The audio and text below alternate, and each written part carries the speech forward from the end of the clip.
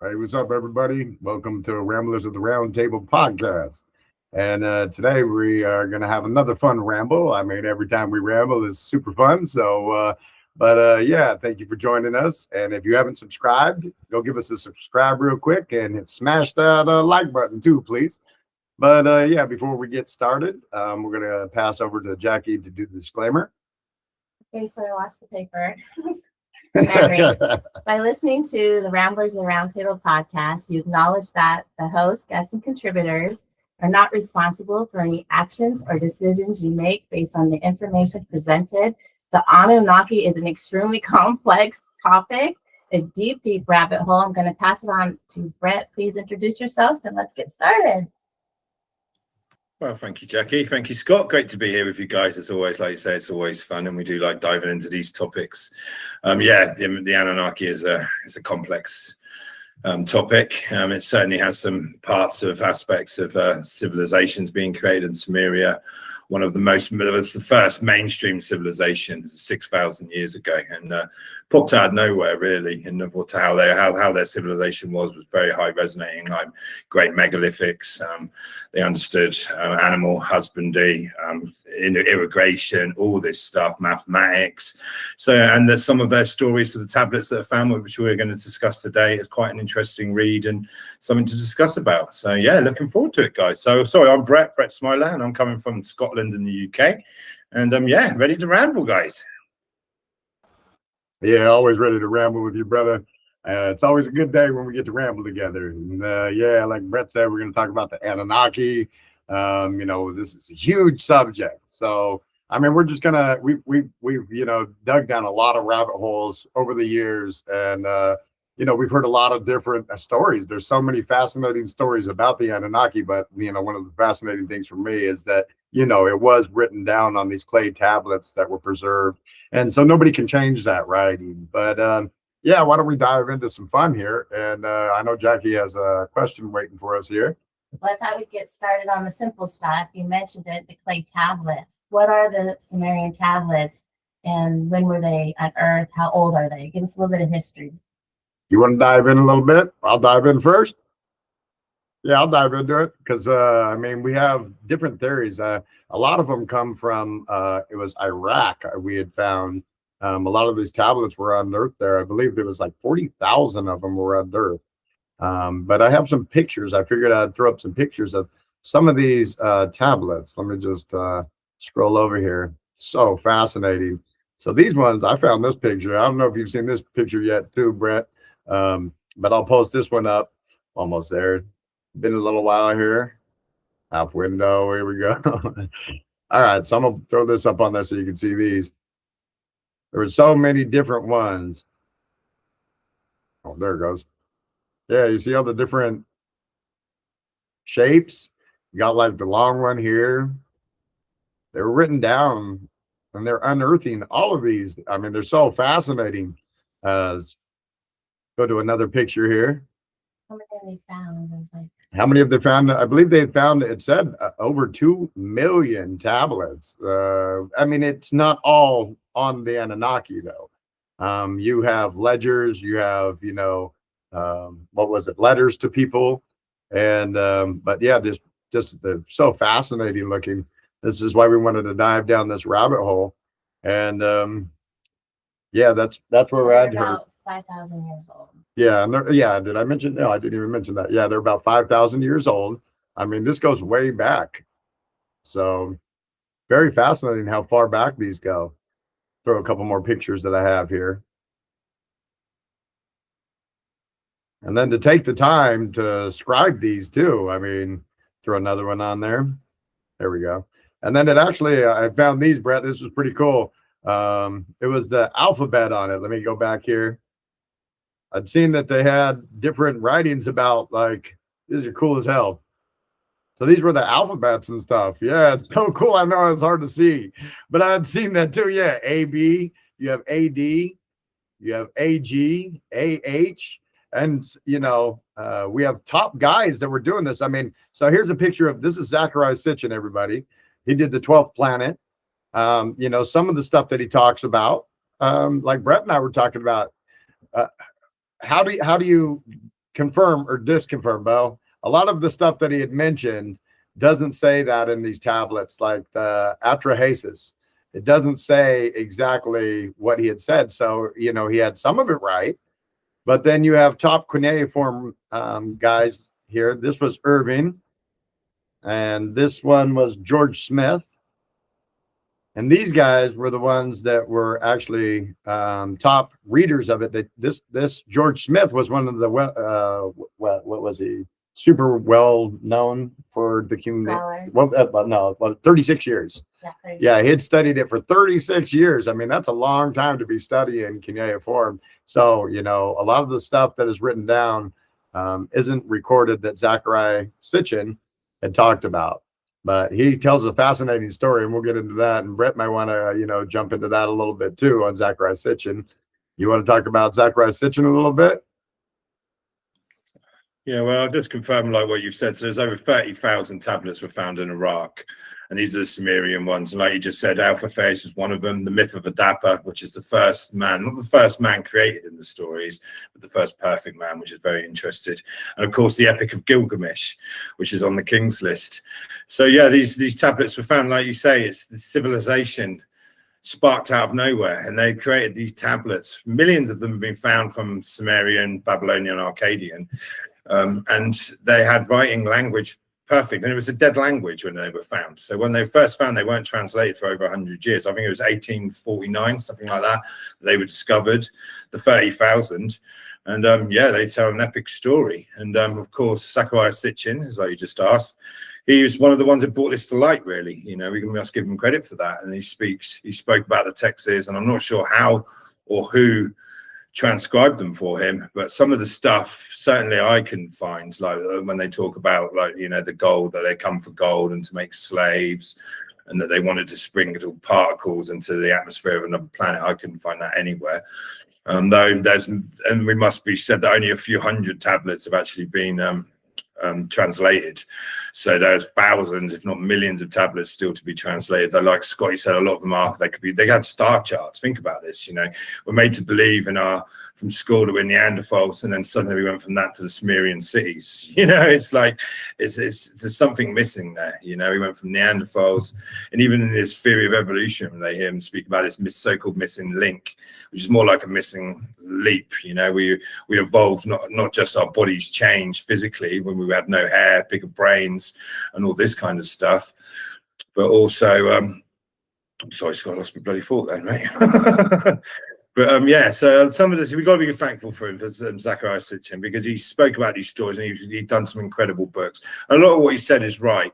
Parts of it, maybe he mistranslated wrong, or maybe he even had access to things that we don't, because a lot of people do say he's a Freemason, a high resonating Freemason, like a 32 or 33, and part of what he may have had some of this hidden forbidden knowledge, you know, and passed it over that way. But we certainly got to give him thanks, because he created the mystery about it, and it's still intriguing people. And his theory was the ancient astronaut theory, the ancient alien theory, which turned into a TV series, right? So yeah, you know, I think a fascinating guy.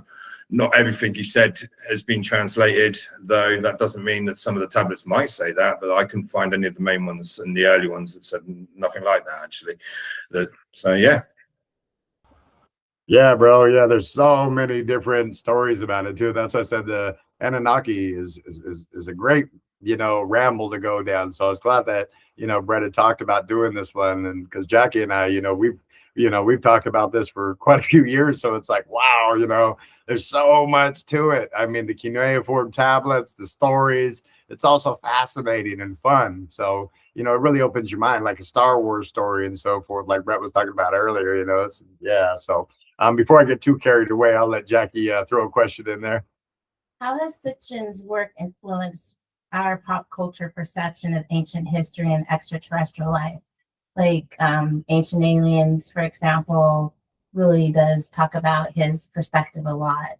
Yeah, I see that too. Like, you know, Ancient Aliens does, you know, kind of take Zachariah Sitchin as their main truth. Yeah, as their main truth. But it's not, you know, a lot of the stuff that he said, like Brett said, you can't find any of it in like the Atrahasis or any of these cuneiform tablets. it doesn't say that we were ever slaves. Like Zachariah Sitchin talked about, one of his main points was that they turned, you know, they made us slaves, and we had to mine for them. We had to mine gold so it helped their planet. And nowhere in any of the Sumerian tablets does it talk about that we were ever slaves. And even the lesser gods, the Gigi, it never said that they were slaves.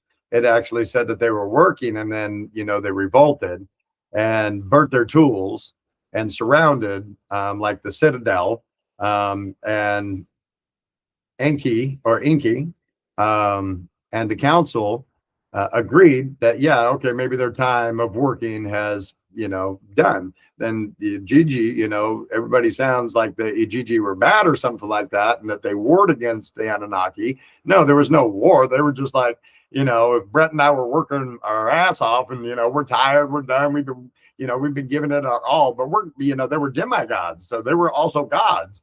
So, you know, you might want to create. Maybe they were also creators and they wanted to go on and do what they were doing, but they agreed to help the Anunnaki out. I mean, you know, if Inky comes to you and says, hey, would you help me on this mission? You might be like, yeah, we're down to help you. Next thing you know, me and Brett are digging it, you know, we're digging, sweating with each other all day long. And, you know, we're going to get tired. You know, everybody's going to get tired of that. And so they came up with a new thing to have the humans do it. So, but Zachariah Sitchin, you know, had talked about enslaving us. There's no talk of slaving us. They just had the humans come in and take over because they were done. It was pretty much that simple. And then it talked about the Gigi, you know, when they left.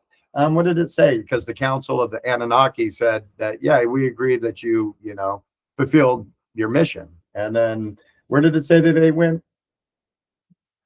They became gods of the cosmos. Yeah, that they became gods of the cosmos. So the Anunnaki, you know, released them from their worldly bound mission, and then next thing you know, they're up in the heavens, up there, up in the stars, doing whatever mission that they were wanting to do. So they obviously didn't want to stay on Earth and keep on digging the Tigris and Euphrates River. I think they got tired of agriculture and digging and stuff. And maybe it was cold outside, bro. We know what it's like that in construction. Your fingertips are cold. You don't want to work no more. But yeah, Zachariah Sitchin, yeah, a lot of his stuff can't be proved on any of the tablets. So Brett and I can, you know, we've been rambling back, and Jackie, we've been rambling back and forth about Zachariah Sitchin and how it is on ancient aliens. And a lot of people, I mean, so many books of the 12th planet were sold too. He's made what I believe is 7 books. And a lot of these books have been sold. So a lot of people took that, especially back in 1979 when they came out. A lot of people took that to heart and were like, wow, you know, this guy knows his stuff. He knows about the Sumerian tablets. This is fascinating. It's like a Star Wars story, but, you know, and then it might have been scare tactics back then, you know, enslavement. And, you know, they don't want us to like the Anunnaki, you know. I mean, there's so many different conspiracy theories around that as well. But yeah, hopefully that covers a little bit on Zachariah Sitchin. Is, you know, you can look at his books and so forth, and the books are fascinating, but do they hold any truth? Some, yeah, because some of the stuff he did get right. And Brett and I were talking about that too. You know, what if you just misread one of the words, and instead of slaves, they were just workers? You know, we were working to help them. Because like humanity, you might be honored to, you know, you'd be honored to help your God if they said, hey, we're trying to help you out. We're trying to show you irrigation and how to farm and how to have animals and, you know, how to live. And so you don't fight each other and starve to death. We'd be all for it. I mean, you know, I'd be digging my butt off every day to help out my God. I'd be honored to do that. But yeah, so, you know, to find it in the tablets, some of the stuff, but the words could have been, you know, misinterpreted. But hopefully that covers a little bit on Zachariah Sitchin. What does the term Anunnaki mean according to the Sumerian tablets? I thought that was curious. Yeah, have you heard about that, Brett? Well, yeah, and I love what you're saying there. And I mean, with the Gigi in this, it does seem to be more that they were creating, it wasn't mining for gold. That doesn't mean they weren't mining. They seem to be creating heaven on earth. This was the idea, and the certain thing that had been in place to them. And part of this was, like you say, clearing these channels, these rivers, these energy centers, but also building these cities and temples. And it does speak in the texts of the 5 first cities built, you know, which is very interesting, which one of them, which we'll talk about later, maybe on the King's list. So yeah, sorry, what's the question? I went off track a bit there. Yeah, no problem. I got you. Oh, just what is the term Yeah. Anunnaki? Oh, mean? yes. So it means Anunnaki, translated Anu, and Naki is heaven, from heaven to earth. That's simple, actually. Simple And then, translation. hey, have you heard also that it they talked about that it meant royal bloodline? Did you hear that too? It's I like haven't so many heard that. I just saw stories. the exact translation was Anu was the heavens, and Aki was meant from earth, and it was from heaven to earth.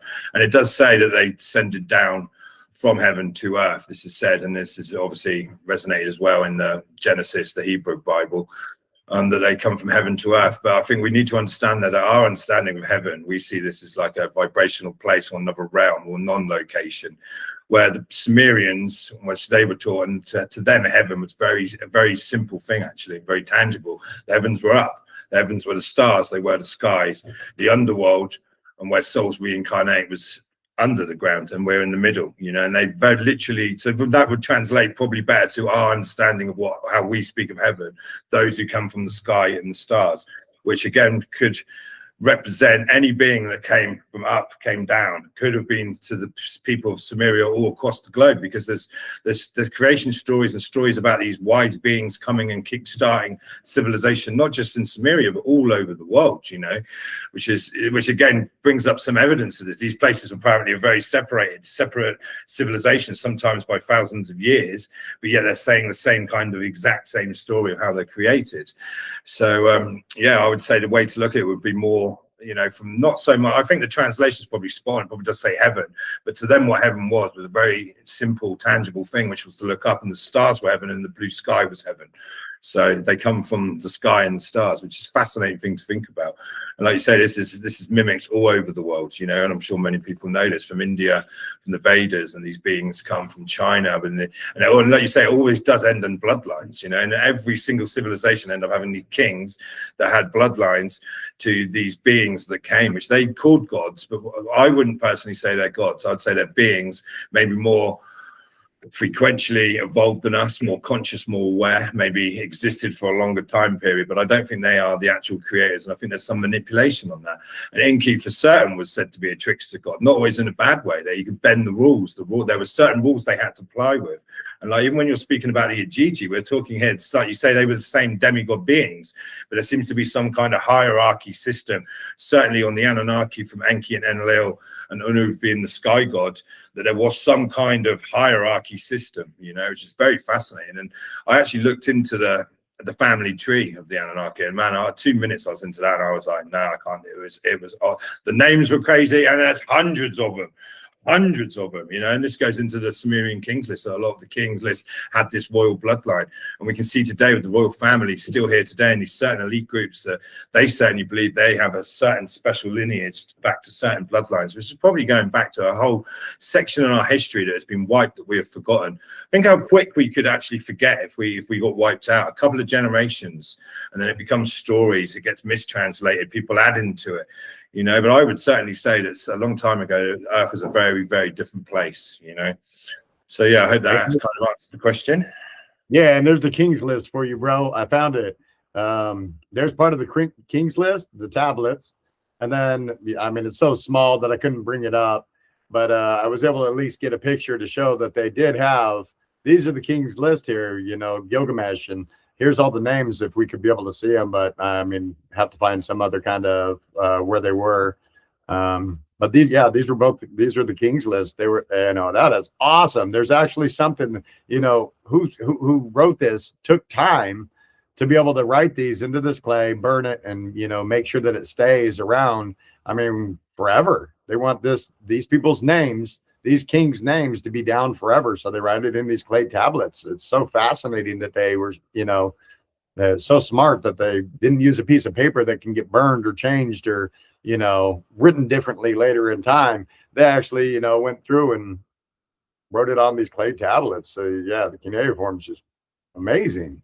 Such an amazing, you know, topic to go down to. And like Brett was talking about. Yeah, now you're on the Sumerian King's List. You know, this is an incredible thing to find, actually. And when it was discovered and translated, and it was somewhere in the 1900s, I think it was discovered, and it was in Iraq again. But when it was translated, it turned out that kings that we know and documented, Sumeria, Akkadian, Babylonian kings, are on this list to what the cities they ruled from and the years of their reign. And it's pretty normal to the beginning. And the further you go back, the kings list and the reigns of these kings go to incredible numbers. Like there's actually 8 kings that are pre-flood. So the kings between the pre-flood were 241,200 years. Their reigns were together, and they calculated. The Sumerians calculated in these stars, which again I find very interesting, because it was they were fascinated with the multiples of 60, which kind of we are today still. Like we have 60 minutes. 60 seconds make up a minute, 60 minutes make up an hour. 60 times 60 is 3,600. And every single king, except for the last king on the list pre-flood, reigned for exact shards of some kind. So the first king was Aliamin of Eridu, I think that's pronounced right, I hope that, which is the first city created on Earth, apparently the Sumerian texts say. And this city was created before the creation of humans. And this has actually been found in Iraq. This is something incredible to know, that some people might not know. They actually found this city. It was excavated in the 1800s and they left it. It went back in the 1940s something. They went there for a couple of years, dug in, and they've shut this off. But actually, you can actually find in this place in Iraq, it's still left open today. It is looted, tablets, there's tablets coming out of the ground, mate. It's crazy to see these photos. And they haven't excavated. There's a temple to Enki here. So this city existed. And yet, and then in the oldest writing form of the first civilization that we certainly know mainstream, says this is one of the first cities that hasn't been excavated. Why? And not only that on there, I'll tell you another weird phenomenon here is this is on top of a mountain, right? Probably an energy center, which a lot of these temples were built on. But there's seashells everywhere, which again comes to which links to what? The Great Flood, you know, which the Sumerians obviously talk about because of their kings list is these kings are pre-flood. And so the first ruler, 28,800 years he ruled for, which is 8 stars. You know, that's think about that. And then this puzzled people when they read it, because you've got the exact kings. And then like after the flood, it's like 1,000 years, 800, and it gets less and less, but it's exact. And they took mathematics it meant a lot to them. I don't think they would have made stuff up. And on a list that is their kings, which they believe certainly were gods, and they come from the heavens and they were gods and they created them, which may be some truth in there, but that could be a genetic manipulation, which I'm sure we'll get to later. But I don't think they would have lied about this, Scott. I think they certainly would have believed that these kings were ruling for 28,000 years. So one of them was 43,000 years. And these kings were very different to the kings we hear about today. You know, these were kings of wisdom and knowledge, and they wanted to teach, and some were interested in the stars, like, you know, the cycles of the stars, cosmology, and all this is where it came from. And so much come from the Sumerian civilization. You know, we're talking they had star charts, and they knew the planets, and some of these planets you couldn't do without technology. You couldn't, with a normal telescope, you just couldn't see them, but they knew they were there. They from nowhere had laws and rules, and they didn't know. There's nowhere in these texts it says we created this city and we evolved from this and this leader come. No, it simply says that these beings come and showed and kick-started civilization. And it doesn't seem like a gradual thing. It's like Neanderthals, and we were kind of still tribal at this point. And then there's a leap in like not only evolution but consciousness and awareness suddenly, like, oh wow. And then suddenly these incredible cities, mathematics, geometry, all of this stuff into it. You know, there's something to this. So yeah, I've rambled on a bit there, but that's name of the game, I suppose, my boy. No, you did great. And yeah, Jackie's going to back up a little bit and ask some more questions that, you know, when we get to rambling, we pass up some of Jackie's questions. So we like to go back and make sure we cover everything. Oh, it's all good. But there are some hellos in the chat if you guys want to give some shout outs. Yeah, of course we want to say to everybody who's out there. We got Holly. What's up, Holly? How you doing? What's up, Dragon Sister? This one's coming from Sam, Megan, and Lily, and Shamuel. I hope I did not mess that name up. Yeah, that's Armani. That's my daughter and her friends. So they're watching. So cheers for joining. Hey, what's up, Armani? Conscious group, not surprising. So we are. Welcome here. Holly did have a question. Yeah, what's up, Holly? So let me get back to it. She says, moving. Okay. Do you? It keeps popping around. Sorry. Oh, it's okay. It's nothing like being live. Nothing like being live, everybody. Do you feel the information is authentic? And I think maybe she's talking about the Sumerian tablets. And who is the author of the information? And that's a good question. Who wrote the Sumerian tablets? I wonder about that too. Who did write the Sumerian tablet? That's great. You know, I mean, if we're talking about like Zacharias Sitchin, where a lot of the information is coming from, we were just kind of covering that too. Is that some of the stuff that he talked about was right, but as far as like the Atrahasis, it does not say that we were slaves and that we helped them mine for gold.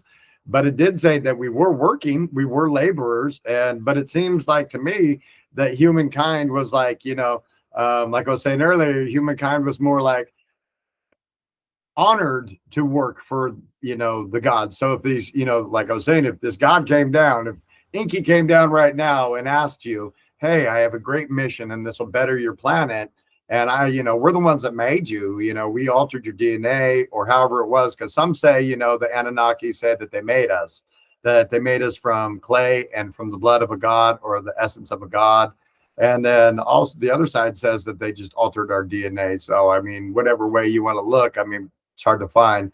But Atrahasis doesn't say that we were controlled by anybody. That was actually Zacharias Sitchin. And so I'm not too sure why everybody jumps onto, holds on to him like it's the Holy Grail or something, because you have people like Matt LaCroix and Billy Carson and stuff that are, doing heavy research on these with archaeologists, archaeologists. I said something.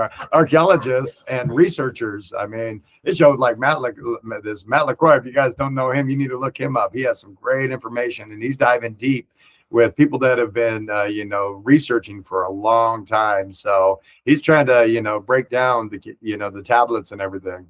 Yeah, you got something, brother? Yeah, I mean, I love to add to that, and I mean, yeah, you've got to take all of this with a pinch of salt. Where does this stuff come from? But we can see things that I'm always. I notice patterns, and what we can say with this is all over the world. This is mimicked. These stories of some beings or some kind of beings, and they see them as deities and gods, which it doesn't mean they actually are literally gods, though they may perceive from their level of consciousness and awareness like gods. But we can see these patterns across the world. They're all over the place. They have similar stories, and sometimes these beings sound very similar. Sometimes they sound very different. And it seems to me that something happened back hundreds of thousands of years ago, and that's for sure. Are the texts exact? We don't know, because like we said, we don't know who's writing this. We don't know.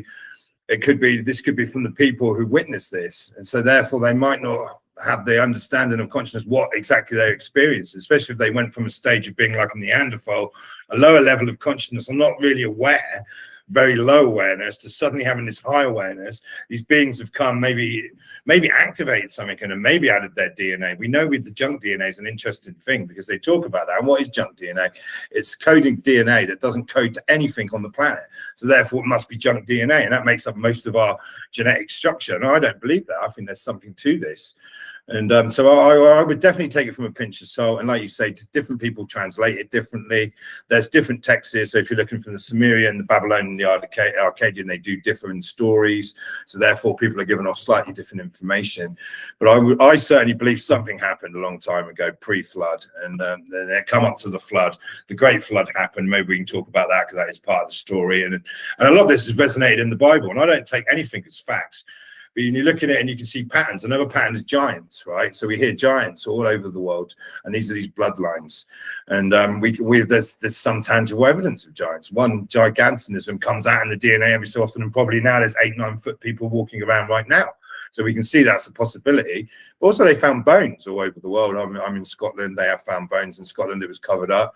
Smithsonian, Scotty, I'm sure you would have something to say about that, how they covered up a lot of the Indian burial sites and these different mounds, and they found giant bones, and they found them, The British Museum's covered them up. In Iraq, they found them. Probably in Egypt, they found them. So there is some tangible thing that there was these bigger beings. Quite often they had elongated skulls, red hair, green eyes, blonde hair, blue eyes, 6 fingers, which I have as well. So it's always intrigued me. So I've always been onto that path. So I would say there's some truth to it. But would I certainly say that word to word is what happened? No, because if we'd like the Holly's bang on there. We don't know who read it. And if these timelines are even half correct, you're talking the 8 kings pre-flood. 241,000, that's a long time of stuff to happen, So where did they could have been copying copies of copies and copies. And because they're like Scotty rightly said that they baked these and made these out of clay, that they survived the test of time, where paper physically couldn't survive that long. Cave paintings rarely could, you know, the odd ones have in certain places, and some of these are interesting. But this was a way ensuring this knowledge got passed down. So I imagine, like many things, many of the myths, there's some truth to it, though, you know, like we don't know 100% that it's even translated 100%, right? Even by the best experts on this, we don't know. And the words can have different meanings and set in different ways. Language is a complicated thing. So, yeah, to answer your question, Holly, so I'm going on a bit. I think it's definitely to look at it as a pinch of salt, but I believe something definitely happened back then. It's probably incredible, has purposely been hidden from us since the pre-flood, and it's got more hidden as time's gone on. It only takes a few generations to forget things and to change things, so we must keep that aware. And of course, if anything, take what resonates with you. Some things might resonate, or this makes sense to me, and it might not make sense to you, and go with your own feelings, I would say. Yeah, and totally. And to go back to, you know, we were talking about the flood stories. You had George Smith, was a self-taught 19th century British astrologist, and he was famous for being the first to translate the Babylonian flood tablet, part of the Epic of Gilgamesh, the story that we love, you know, to hear about, the Epic of Gilgamesh. And what was it, 1872. So he was known for depicting that Babylonian flood tablet.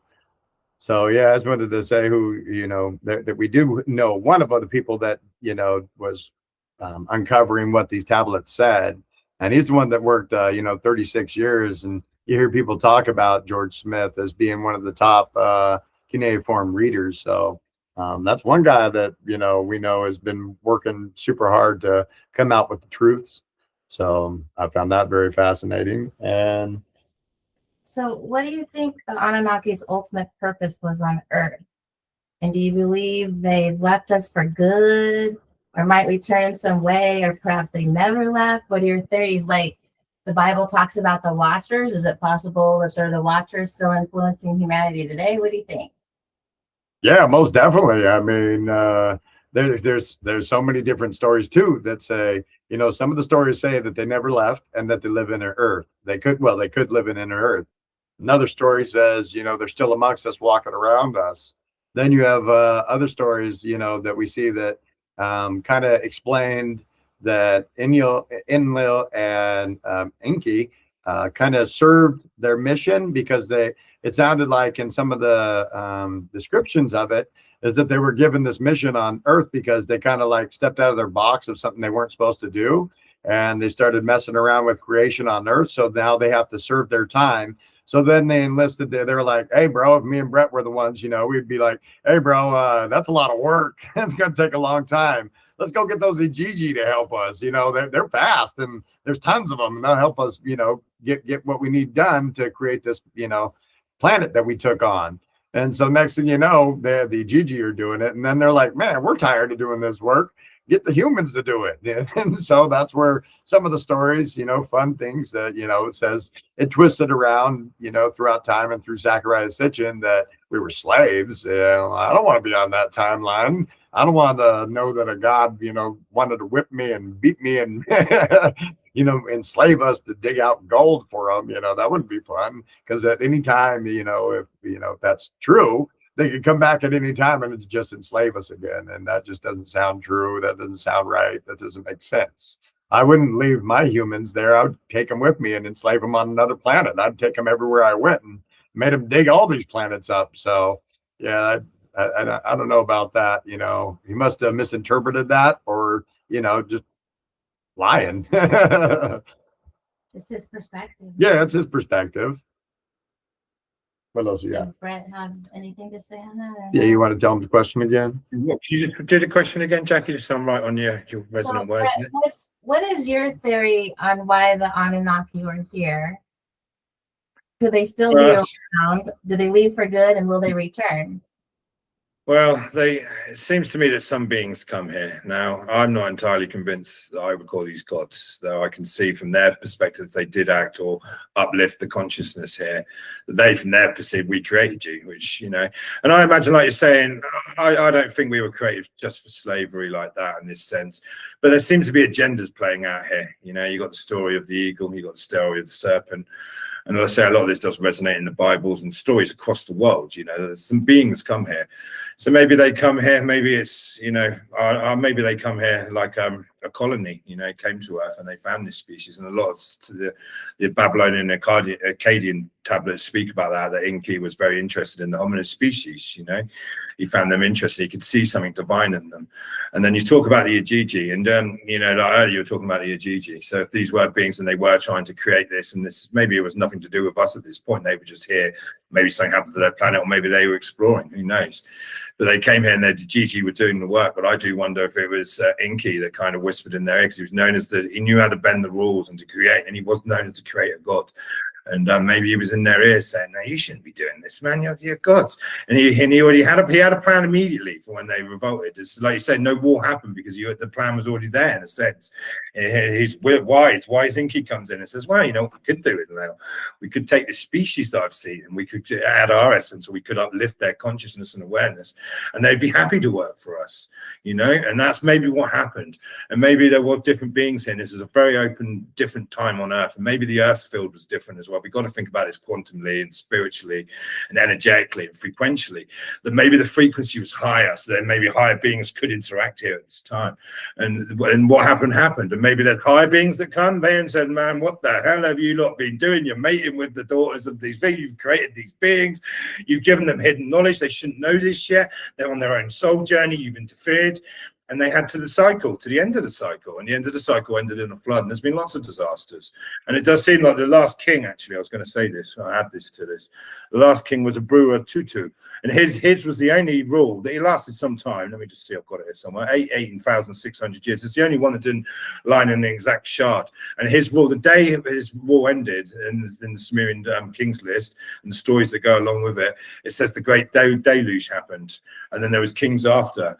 So maybe this was like, that was like they say that Enlil created, or God created the flood, but maybe it's a secular thing. They knew it was coming. And his idea was, right, well, we can just solve this problem. They'd be mating, interacting, we've raised their consciousness, we can just have a complete reset. And Enki or some other beings thought, no, they deserve to live. Humans, they're special. There's something divine in us before they added their essence. You know, they hadn't had time to mature, to turn into a flower yet. You know, they skipped that. And maybe now we're in the time where it was our time to be separated. We're meant to forget to have our time now, because we were uplifted so much from which was out of our control. If there's things we're added and beings come here, other beings, higher consciousness affects the consciousness around it.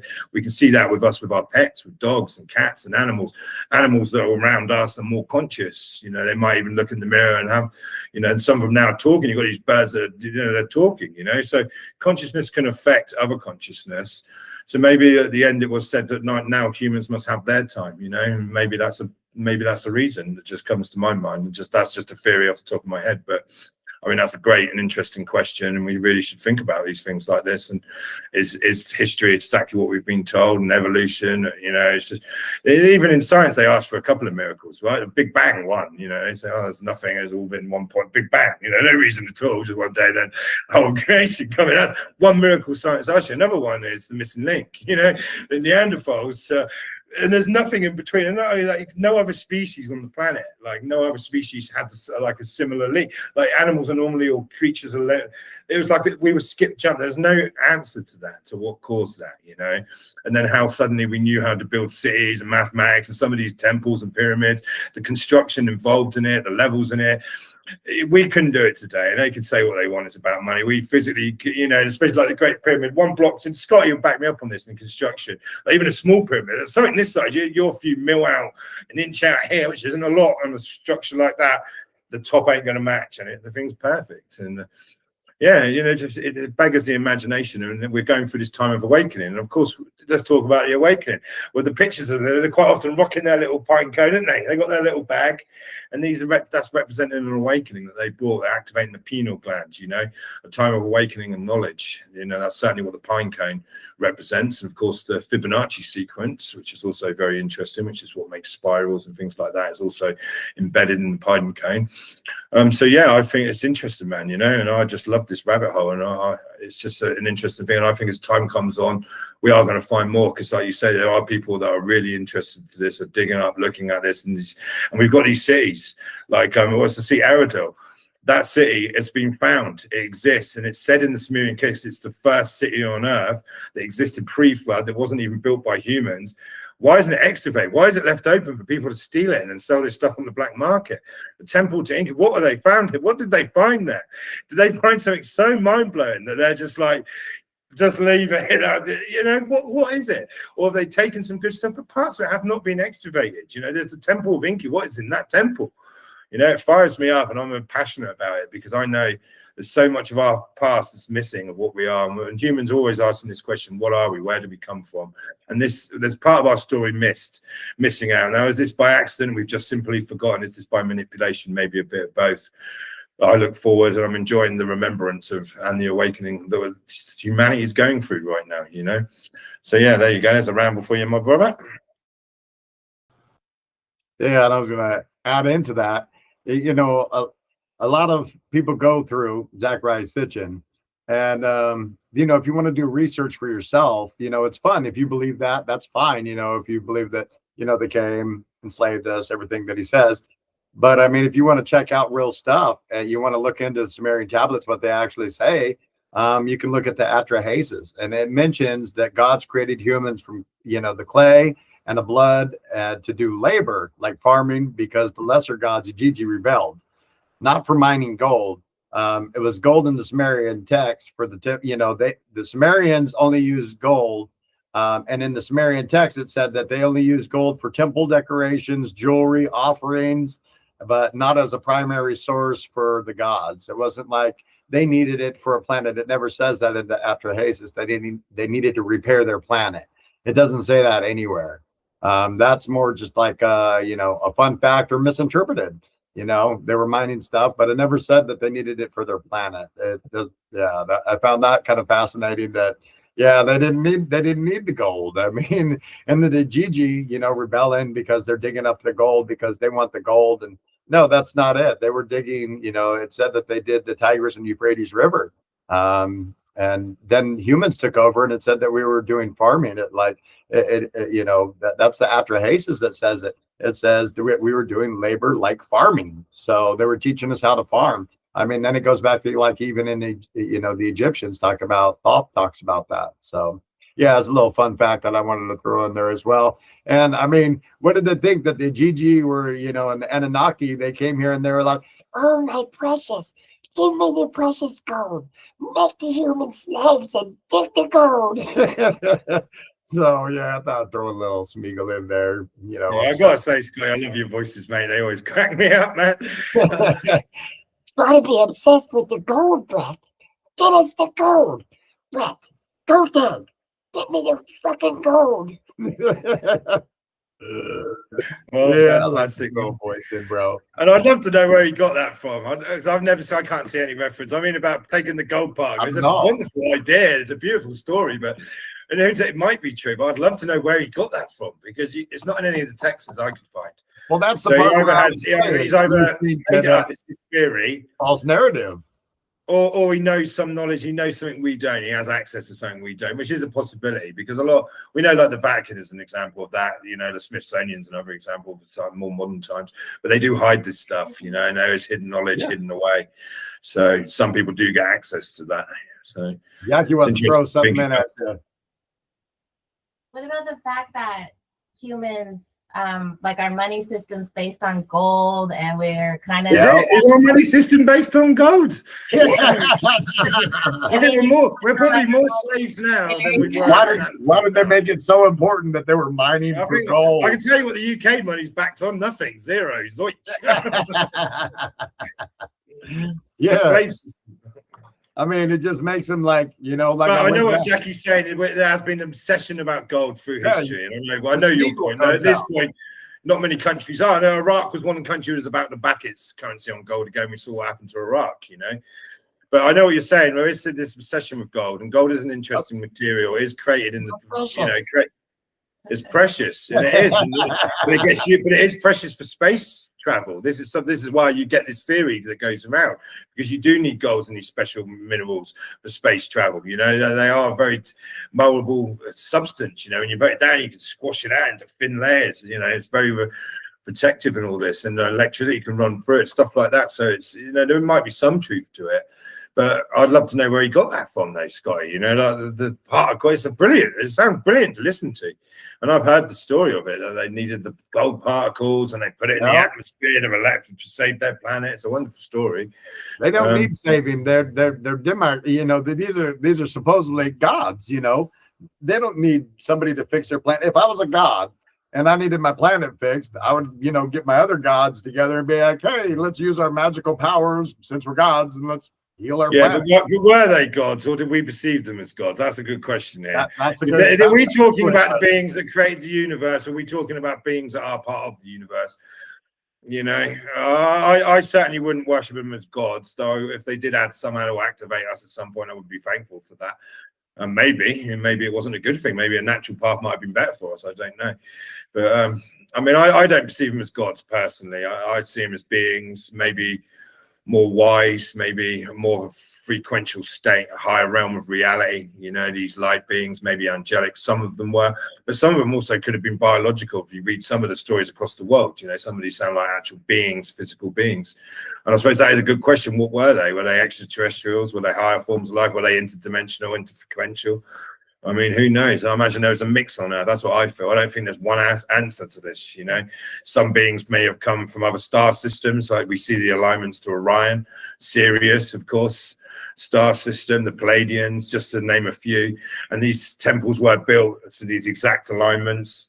And many of them mimic, again, Orions all over the place. Maybe some beings come from these star systems or use portals from these star systems. Maybe some beings come from inner Earth. You know, there's something we spoke about on Inner Earth 1, which again is at a certain time of Earth they come up from, you know, maybe some of them come up. Maybe them were from different dimensions that, you know, maybe for their own consciousness they can travel through technology that they've created of some kind, that they could travel here to Earth at this point, you know. But I'm 100% sure there was some kind of open contact. It's like you see in Egypt, and you see these beings painted across all the walls, you know, and they weren't saying, none of these civilizations are saying, oh, well, there's a good leader who come and we created all this, we come up with these ideas. It's like, no, these beings come, right, this is what you do to make a civilization, you know, from walking around hunting and gathering to doing this overnight, these beautiful temples with these laws. And they say that the beings were here among them, even in Egypt, you know, quite often the gods would do, if someone broke the law and it was a bad, you'd go, and the gods would, you'd go into the temple and the god would look at it and say, oh, you've done this. They would punish you physically. No, they're not talking about like when we get into states of meditation or prayer. Like, this is like a physical thing that was happening. They're having some kind of physical interaction with all these different beings. And hopefully we get to find out more about our past. And hopefully we're heading into a time where maybe we can have this on Earth again, where these beings could come back. And this is what you said earlier, Jackie. Will they return? You know, maybe some beings will return. Will it be the same beings? Will it be new versions of these beings? I welcome them, as long as they're not here to enslave us and make us get gold, Scotty, and they're here for the party ship, you know, or ascension or awakening of Earth. I mean, what a beautiful time that would be. And they certainly can't do much worse than the leaders of Earth at the moment, let's be honest. You know, I mean, you could do a better job, you know. So, yeah, that's my view anyway, Scotty. Totally, bro. Yeah, good spitting and good rambling there. I have a few information tidbits to give out. So the cuneiform scribes, they studied for years. They really had to get their practice down before they could become a scribe. And they were considered to be highly educated. So, and another thing is in Babylonia. You're talking about the people that wrote the scribes? The Sumerian tablets. Now, well, that makes so much sense. And in Babylonia, every new year they would recite the creation story. And I just thought that was really interesting.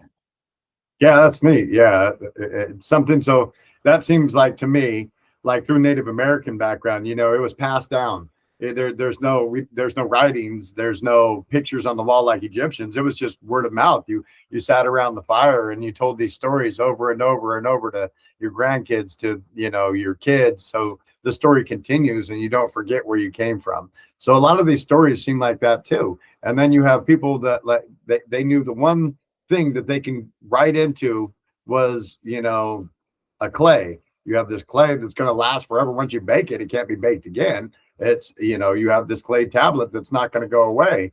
And they thought that it would, you know, strong enough. And look at, I mean, it was strong enough to last, I mean, thousands and thousands of years. So, I mean, whoever came up with this idea to write this was fascinating. And I heard Matt LaCroix, he had even talked about, he was like, you know, and what your point too, you know, they were using like hieroglyphs and stuff on the wall, the Egyptians and stuff. They were using that kind of stuff, pictures. They weren't using a bunch of writing. There wasn't a bunch of cuneiform writing on the Egyptian walls or anything like that. And he was saying that they were believing that these tablets, you know, some of the main tablets are even more ancient than, you know, anybody can think of or were writing. So they came in. So that's saying like people found them, and you know, they weren't just passed down. They found these. So yeah, I found that fascinating. And of course, Scott, you add into that the bloodlines. When you look at these king lists, these kings, like the first king, I got a couple of notes written down here. Where is it? The first king of Ilium, his name was the first king of the humanity or the bloodline. But he wasn't chosen. He wasn't born. He was appointed, not elected. And he had a certain bloodline. He was very wise. And you're not talking warring emperors or things like this. You're talking a golden age of civilization, and these kings ruled for. And he ruled for 28,800 years, which is 8 stars. You know, but he was not chosen. It was not even a bloodline at that point. He was chosen, sorry. It wasn't even a bloodline at that point. He was chosen and appointed. You know, and he must have held some of this sacred DNA. And then it seems to be that these king lists passed out, you know, passed down through the ages, the different kings and different bloodlines. And still today, we can see the essence of the so-called elites. I hate using that word. And also the royal family bloodlines. And some of these groups certainly do believe that they have special bloodlines. Though, is it all going back to one bloodline? No, they say I've had at least 7 bloodline families, but there could be more than that. But there's these special beings that come, you know. So I think you can add that into it as well. There are these kings, and the kings list does come into normal kings. And of course, Iraq, you know, maybe something I would certainly want to say, when the war in Iraq happened, I think we spoke about this on the Giant one, but what happened, where was one of the first places they went at? They went to the museum of Iraq, and they went there in special forces, and they took stuff from there, and they went to certain sites. And we know that Hillary Clinton, when they found Gilgamesh's resurrection chamber, that vampire was straight on that. You know, we need that. And they went to this place, never heard, and it was getting. And what about they left the gold there, bro? What about you're talking about the Iraqi, you know, the museum and stuff. What about you hear all these stories about they left the gold. Yeah.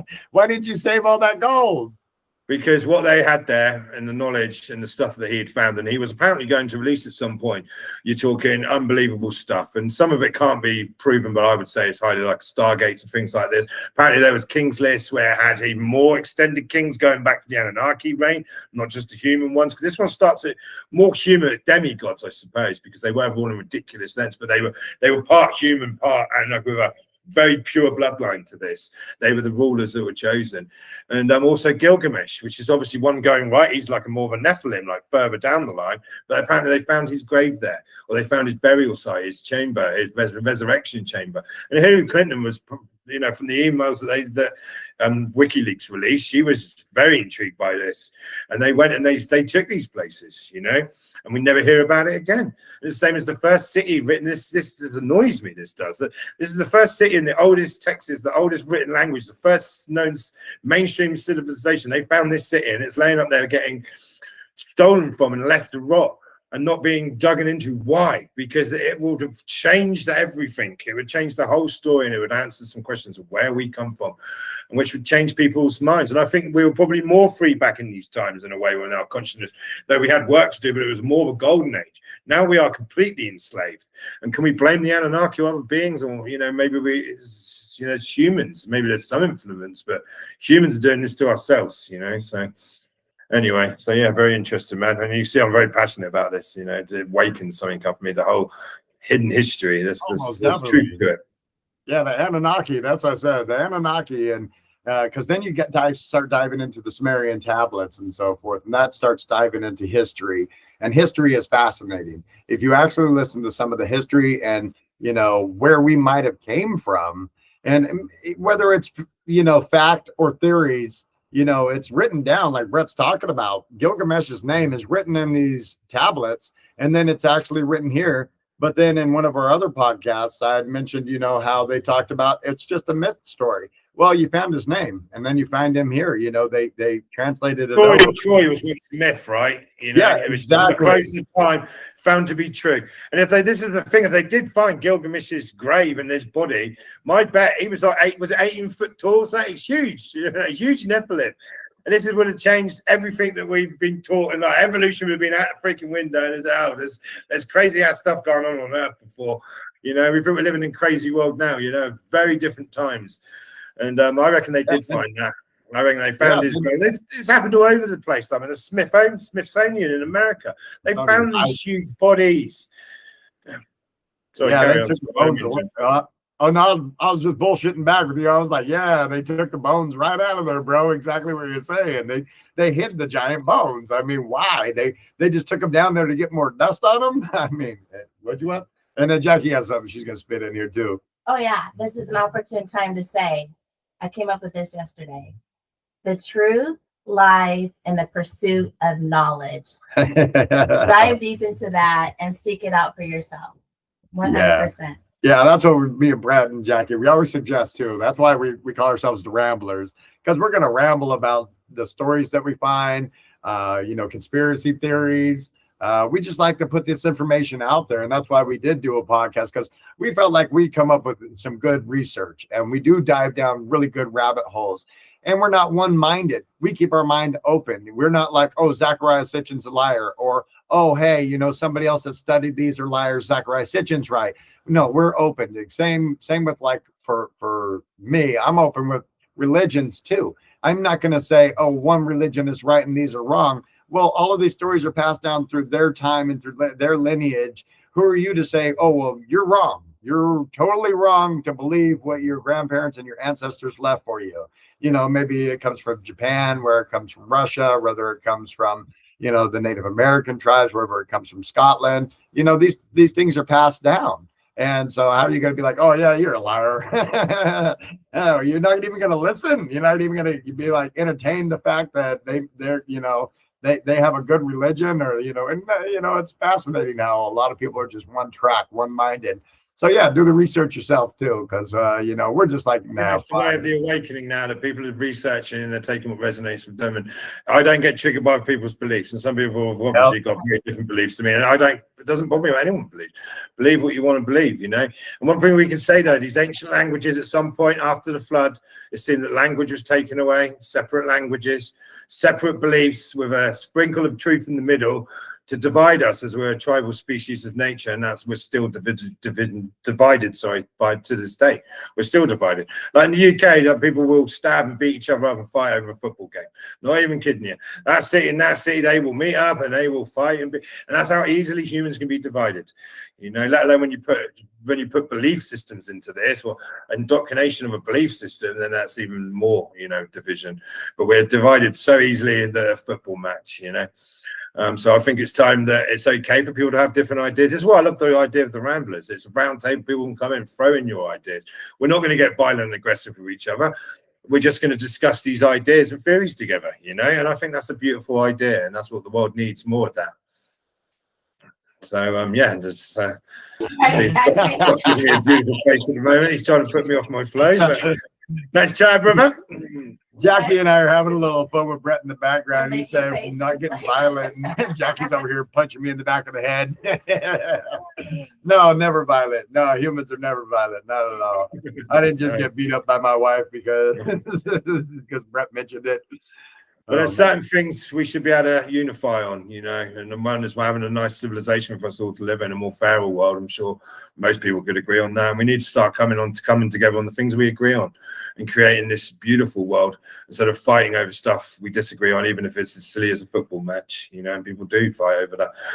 You know, some people would say they've got more of a cause to fight, but that's how easy we are at division. We're playing right into their game, you know, because a unified field of consciousness of Earth, all unified together, could not only move mountains, it could change the whole field, like within a wishful thinking, if we were unified. And that's probably one of the reasons we are purposely divided.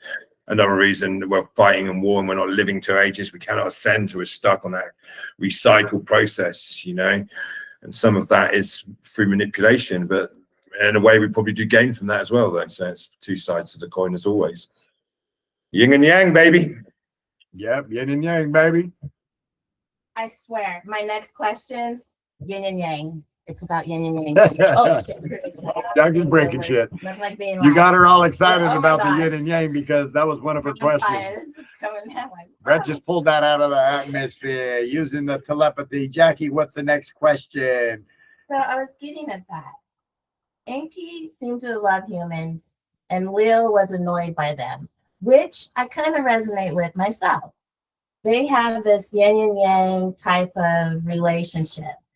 What can we learn from those contrasting roles, and how can we apply it to our everyday lives?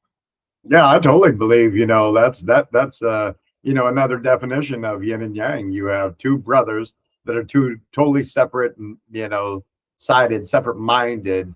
You have one that wants to help humanity and the creation and have fun and being a creator. And then you have the other one that has to stop that and create chaos in your mind and stuff. So, and it even had said in a couple of them, and, you have to do your own research, but it also had said that Enki, the one that, liked us, had also had a dark side to him too.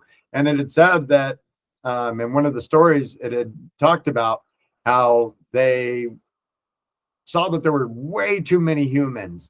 So then they threw plagues down there and that wasn't working. And then they were going to talk about getting rid of humans totally. And that's when the flood was coming. And that's how Noah was saved. And so there's even, the flood story in the tablets. There's the flood story in Japan. I mean, you have these tablets that are writing down and, actually documenting history. And it goes all over. Everybody has a flood story. I mean, there's, all over the world. So you have any more questions for us there on that one? I would just say we are all yin and yang. I'll jump on the yin and yang a little bit because I love that. And Yeah. I mean, Inky and Lil, they exactly did seem opposing, and they had different ideas. And this is where we can see different agendas coming in, different ideas for the creation of humanity, of Earth, the new heaven on Earth that they're creating. And we've got to give gratitude because we are in a universe, certainly on a planet of duality, and it is a universe of polarity. And these are opposing forces. But in the middle, you can have these experiences and new and powerful experiences that you can't have one without the other on this field of reality. So for the good, the bad, the ugly, we've got to be grateful for it because it gives balance. There's a balance to it, and it is yin and yang, and I had no idea you were going to ask that question. I just had yin and yang baby in my head. It comes straight out, and that was funny. And so I give kind of gratitude for the dark side as well. We have to integrate some of that. It is part of us. We get back into unified field and we go into this unified source. Everything comes from that. It's fractalized off. And actually source creator, the intelligence energy, which is surrounded in this infinite energy of creator, still exists as creator, but also it's fractalizing off into so many different realms of reality and beings and factual beings, and it's a beautiful thing. We're not alone. This is the thing that humanity, even on Earth, we're certainly not alone. We've got friends, we've got enemies, we've got people we agree with, disagree, but in this whole entire universe, there's layers of reality. It's not just these planets that we've been told. There's layers to reality, and it's full of life, all different kinds of life, all different kinds of agenda, and it's heading to something, and there is a choice, and there is a choice of good and evil and what you resonate to. But it's not to say that you couldn't have this beautiful understanding or acceptance in these great times, the understanding of it without this polarity. It gives you some reference to it, because if it was just high resonating all the time, that would get very boring to a point. It would be very stable, but not a lot would be happening. When you have these two opposes, you get these different frequencies, the energies, things can change and move and merge. And you add in the free will aspect to that, and then it even creates it off even more. And I sometimes look at it very simply, and this is an equation that comes to me in meditation. We are kind of in a way experience potential, infinite intelligent energy times infinite potential, and that is just if you can get your mind and wrap your mind around that infinite intelligent energy, it's infinite potential, and then you've got on all kinds of different things stacked on top of each other, different multiverses, realities, dimensions, densities, and anything in between, and things that I don't even know and can't even imagine are happening. And that's a beautiful thing. It's not, what we've been told isn't true, or just these random little monkeys, we might have part of that and I didn't. That's part of the story, but it's just a tiny little part, an endless sea of consciousness, beautiful. So I just wanted to add that on the yin and yang. No, yeah, brother. And it seems like, yin and yang has been passed down, whether it was through Anunnaki, whether it was through source, but yin and yang has been passed down to everybody. It's in everybody. You have a light side to you and you have a dark side. And throughout life, you have those choices. You have those choices. Those choices will come up that day. So let's say, somebody did something bad to you or something. You have a choice to react and be bad back to that person, or you can, have a choice to ignore it and maybe move on. But we have these choices, and that creates your path.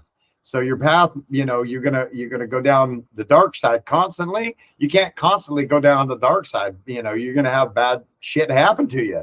But and you can't be constantly just pure white good light, or those people are gonna walk all over you.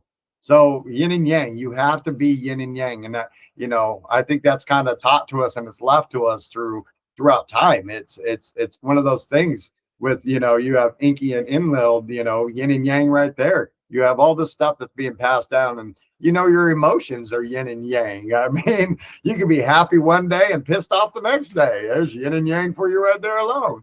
So yeah, it's just I think it's a way of life too. It's just in us. Yin and yang is in us. That light. Certainly from this realm of reality, that doesn't mean when you've got the infinite potential part of it, that there could be realms where this doesn't exist, but certainly from this observable creative point, we have duality, and this creates, and it's not all bad, so you gotta love and respect and integrate that.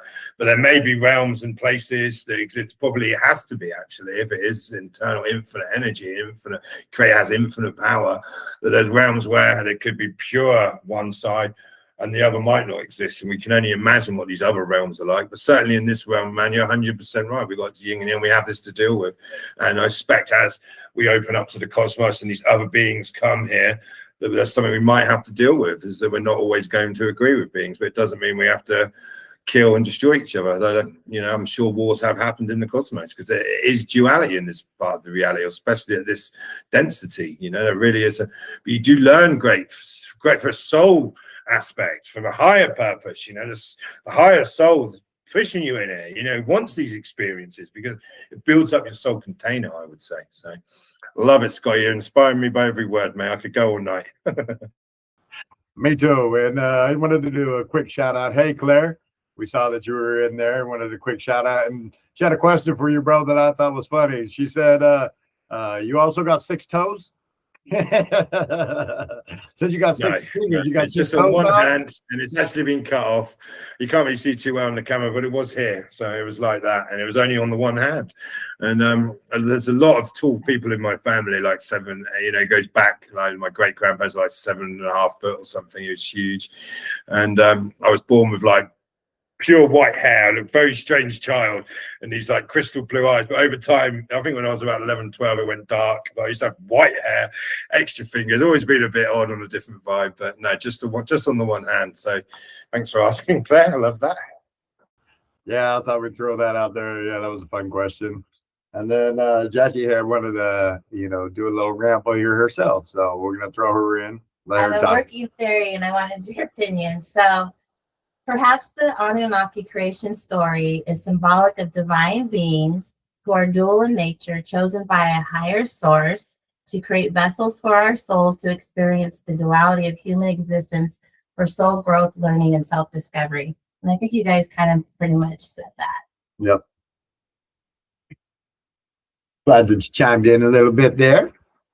Yeah, I love that, Jackie. And it's a possibility they could. That's something I thought about, exactly that. I've gone 2 ways on it, but I don't see them as gods in that sense. But they might have been created at a higher point, and they never went through any evolution of stage of consciousness of growth or lessons. They were born of very high resonating, and they had purposes.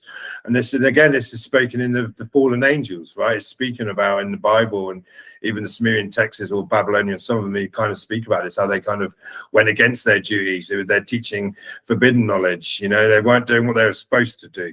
So it shows, if that is true, it shows even the most high frequential beings can still come, but they come down to earth for a bit, and they're like, hey, the daughters of Adam, baby. This is, who knows? But they could be from a higher point. Yeah, I totally agree with that.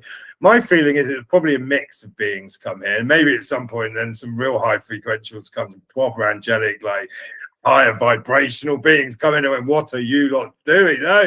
No, this is, you can't do this, you know. And then we had to reset, we had to wipe our memory, our age was made less. That's something we haven't really spoken about, so I had before we finish, is that we only live 120 years, and you can see this in the genetics. I mean, you know, that's and before hundreds of years we were lived. So it's almost like they took that part away. Our brains, like we know scientifically that we only use a small portion of our brain, but yet when we're meant to believe evolution, well, evolution's survival of the fittest, it creates things for you to be fittest and strongest. It wouldn't create a brain that has this mass amount of power but you can't use unless that was capped for some reason, maybe because we'd skipped ahead. And now through this cycle, we had to gain something back solely or energetically or frequentially that we'd lost, you know, that was blessed upon us. But maybe we missed the whole process we were meant to go through. I don't know, but it's a fascinating thing to think about anyway. Yeah, yeah, it was awesome to hear Jackie finally chime in. She's normally just full of questions. So yeah, that was special. Thanks, Dave, for jumping in and throwing something in. You know, everybody loves to hear your opinions and your voice frequencies. So yeah, that was awesome. She's a little shy to be able to come out all the time. So it's like Brett and I always tell her too, you got to get your frequencies out there because, you know, the questions, we love hearing the questions, but it's also great to hear your ramble and your mind frame on and your thoughts on it as well. So A little bit of divine feminine. yeah, we love to have the Jackie come in with the feminine energy and the divine feminine energy. You know, you got two masculine guys like me and Brett and our theories, and because, you know, we have fun with a lot of stuff as well because you know, it's there's a lot of fun facts and a lot of fun theories out there. So it's always nice to have a woman's perspective as well. So just thought I'd throw that in there. And yeah, I thought it's been a great ramble so far. Is there anything else that, you know, well, I mean, there's obviously more to add about the Anunnaki and Sumerian tablets, but for today, I think we might start wrapping up our Anunnaki. How about you, Brady boy? Yeah, I totally agree with you, mate. You know me, I could ramble all night, but I've had a few full-on rambles there, so I've got that energy. I've released that energy, man, so I'm feeling good. You know, I could build it up for the next one, but I totally enjoyed it. And man, Jackie, you talking is so great. Maybe one thing we could end up, and I'm going to throw Jackie in here, is our next, what we have planned, or what Jackie's our beautiful idea she's come up to about the peace and love meditation. Maybe you could explain a bit of that, Jackie, off camera, if you wouldn't mind. Yes. So up and coming on our next podcast, we're going to do a live meditation where we actually guide you through some peace and love and kindness, and just really fill your heart with love so you can let it ripple out into the universe. So I hope you can join us. We'll give more details, kind of just thrown it together with the holidays, but it will be special nonetheless. Yes, it'll definitely be special. On the 21st. Yeah, hopefully everybody can join us. That'd be, you know, wonderful if you guys can, to have your energy with us as well as we, you know, send out this mass love and this mass peace. So yeah, we'd be excited about doing that. And we felt like together, all three of us have felt like this is something, a stage in our podcast too, that, you know, we want to express how much, you know, everybody does mean to us and how much we love doing this. So yeah, it's just fun that you guys interact with us well online. And yeah, hopefully one day we'll have more people. But yeah, don't forget to, you know, give us a like and a subscribe if you found anything interesting today. And thank you to our Facebook group and everybody that's over there. You guys are awesome. And all of our administrators and moderators, you guys are awesome. So Thank you, yeah. Holly, Claire. Yeah, Holly, Claire, thank you, Armani. The Hi Dad girls. Yeah, all the girls. The Hi Dad girls are all over there. We're sending you hugs, sending you love from California. Love. Yeah, most Love you, definitely. Holly. Yeah, much love, Holly. Want to throw anything in to end it off, Ready Boy? Well, just thank you for everyone who's joined us, and we certainly enjoy doing this. And I mean, it's good to have these open conversations and throw ideas around. You know, we're not certainly not scholars. We're not certainly saying this is 100% fact, but it's just some ideas and theories, and there's certainly more to us, our reality, than we've been told. So it's time we start thinking about and going into this. And yeah, really looking forward to the meditation. I think it was such a wonderful idea that Jackie come up with. None of us have done it, so we're slightly nervous for it, but we're really going to put our energy and love into it. It's kind of extra special to me because when Jackie said it was on the winter solstice, which is the 21st of December, obviously, and that's my nan's birthday. She's no longer with us. My nan was born on the winter solstice. My grandfather was born on the summer solstice, and they fell in love, man. You know, it's a beautiful love story. So that real divine and masculine and feminine energy mix there, and it makes sense that our family might be a little bit odd. Me and my mother quite often laugh about that. It's we're bound to be a bit off, you know what I mean, compared to the rest of the collective. But when Jackie said it was on that day, I'm really going to use, you know, part of my meditation, I'll say this now, I suppose, as I'm on it, but part of my meditation is going to be the love and kindness meditation, which is a simple ancient practice, but very powerful. And I'll certainly be using her, my nan, as my love energy to create, and I'll be passing that on to the collective. So I'm really looking forward to it. So yeah, thanks for joining. Like you say, what's it you always say, Jackie? If you like our vibe, give us a subscribe. It's absolutely free. That helps us build this channel up. If not, don't worry, you know, because we're enjoying doing it. It is what it is. And yeah, just sending everyone the most beautiful and blessed weekend, what's left of it, and keep rambling and keep shining, baby. I'm stealing your line here, Jackie. Keep shining. Keep shining, brother. Yeah, keep shining, everybody. Yeah, we see your light shining, so keep shining and sending hearts up to everybody. So much love to everybody, and thank you for joining us. And it's been a wonderful ramble. And yeah, make sure to go over to our Facebook group too, and we'll see you guys next time. Sending much love. Peace. Boom.